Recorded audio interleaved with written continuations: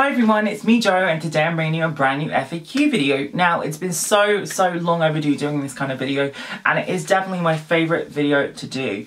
I love to talk to you guys and get your questions and see what you're all up to, and I've actually done my first live stream in 6 months today. I've been so busy, but I'm back on Instagram and on Facebook for you guys to see. So I'll put those links obviously in the links below, and super excited to work with some new people, which I'll talk about as the video goes on. So, quick update before I start. I have had a very busy week. I'm actually working with Erin Kobe, who is a phenomenal perfumer. You guys know my background with perfume. You know, it was one of my biggest ambitions to launch the perfume. We have done an interview and we are working on some secrets. On top of that, I've actually been starting the negotiations about appearing in a television show. Now, this is going to be a series that's coming out next year, and I've been so excited to finally find the right avenue to talk about a lot of these issues I've been very passionate and vocal about on my channel. So that's been really busy. I'm also going to be working with a new West End play. Everyone's talking about Jamie. Now, I was approached by the PR company behind this to come in and document some behind the scenes. So that's going to be coming with my assistant Abby on Wednesday. So do you guys recognise this look? This is a look I actually did back in the day on JH Cosmetics. It was the first blue lipstick tutorial on YouTube. Can you actually imagine saying that now? Everyone's on YouTube. This is the look. I feel like now I've been able to be very commercially successful in my work. I can go back to being my fun, elaborate self. So I wanted to do more of a throwback look for me and do something that really kind of paid homage to myself. And just have some fun with it. So I thought I would do a throwback look to begin with. So the Briar Patch asks, what is your opinion on these YouTube beauty guru gossip channels? Do you have any personal experiences with them? Thank God I do not. Now, I was oblivious of this until I think I was talking to McLean about this. So the fact that these gossip YouTubers are fascinated and focused on the money these people earn, I don't know what you guys want me to say, because I can sit here and pretend the emperor's wearing clothes, but at the end of the day, when I know that they're naked, I'm not going to sit there and just play along with it. And unfortunately, the gossip YouTubers have perpetuated the nonsense, and they've really brought this to the forefront. And there's just, oh my God, I'm so grateful though that there wasn't gossip YouTubers when I started on my channel, because can you imagine all the shenanigans? Like, oh my gosh. I was way more crazy than these people. Anyway, I hope that answers that question. But no, I'm not familiar. I'm entertained by them, but they are a negative thing, I think. Oh, Charlie's Angel says, I'm tall like you. Where do you get your clothes? Now, I actually make my clothes myself. Now, let me show you what I'm actually working on right now. This is a Chanel scarf, and I really want to do something with it because it's quite a big one. So what I do is I actually drape it on myself. So I would probably start off like this. I would tack it to myself, I would then sew it. I absolutely love draping clothes, so that's how I do it. If I do buy clothes, I'm not scared to cut them up or change them, and that's pretty much my route to doing it. Jordan Wolfenden says, when you first started doing makeup, where did you envision yourself being now? Now, I really wanted to start off as a business. I really didn't want to be a makeup artist, and I really hate when people mislabel me as such, because I don't actively do other people's makeup. Like, the rare times that I have done people's makeup is because I was involved in the full process of the picture. I wanted to be successful, and I wanted to put my own products out in the world for you guys to buy.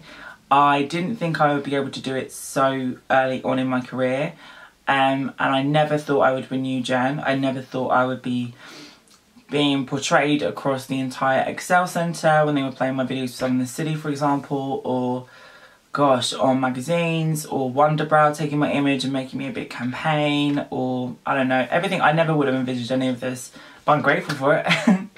So Josh J. Morin says, biggest tips on contouring around a nose shape. Now, we talk now and again, and I love his work anyway. But if you guys remember, before I got my nose worked on, I actually had a bulbous tip compared to my bridge. It was very difficult for me because back in the day, everyone was like, you just put 2 brown streaks and blend them out down your nose. And I would be like, well, firstly, my nose is in the middle of my face, so it's just going to exaggerate the fact that it's wonky. Secondly, it's actually emphasising my tip. It's making my tip look bulbous compared to my bridge. So what I actually did with my lady who does my face is we actually widened my nose, so my nose is bigger than it's ever been. but it looks smaller because it's the same width along. So instead of trying to trick the eye into thinking everything's narrow, try and widen the bridge here. And a lot of my old contour videos, I don't know if you guys remember, but I kind of based it on an Angelina Jolie nose, and I started there and went down. And then I used all the highlighting techniques and baked it into the sides all those years ago now. So very, very simple, but you think of proportion as if this looks bigger than my finger, but this looks smaller than the softbox. So just think about proportion, and if you want this to look smaller, put it next to something like a softbox that's bigger.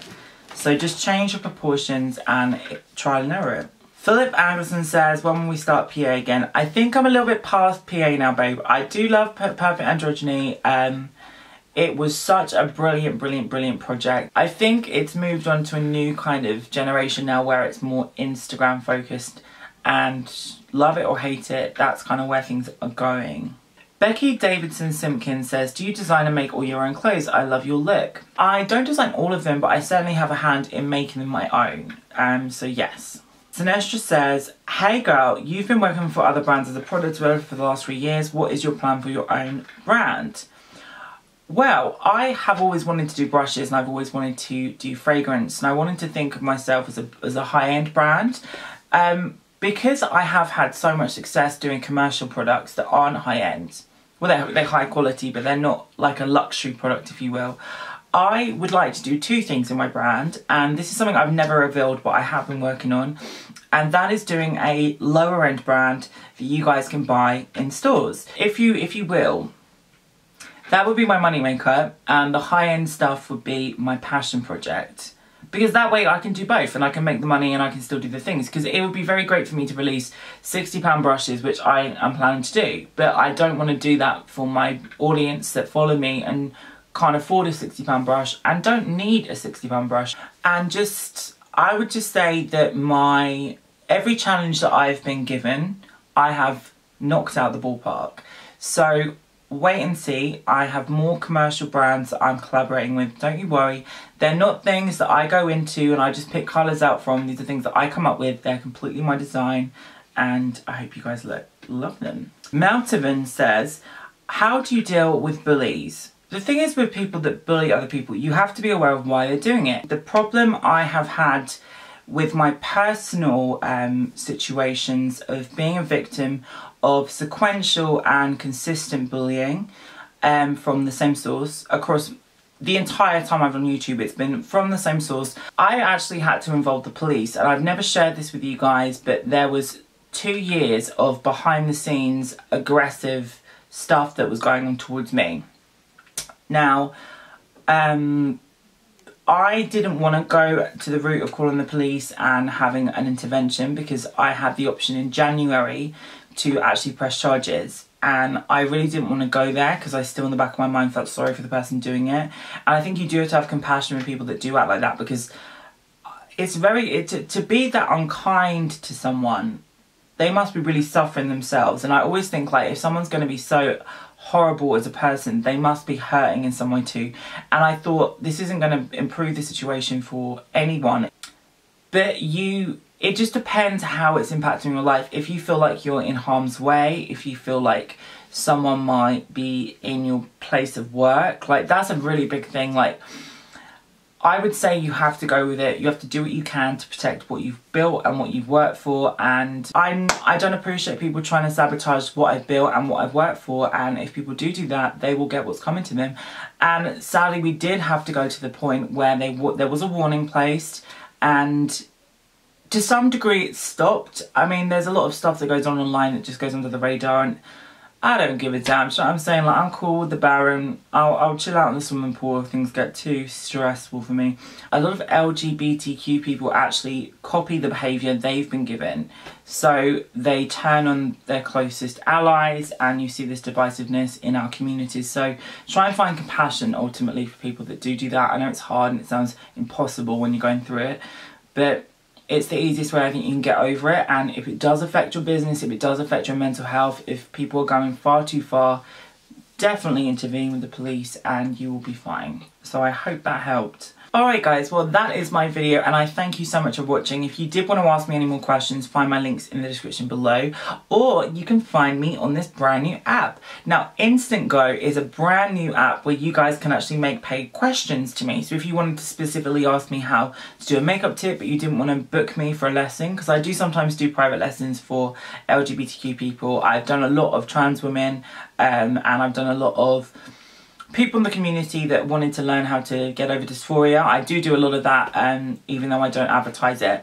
So if you did want to ask me something that's a little bit more specific to you than a tutorial I could do online, or you didn't want to go to the extent of booking me as a makeup artist because you live in America or Florida or I don't know, Japan, you can definitely find out in the links below.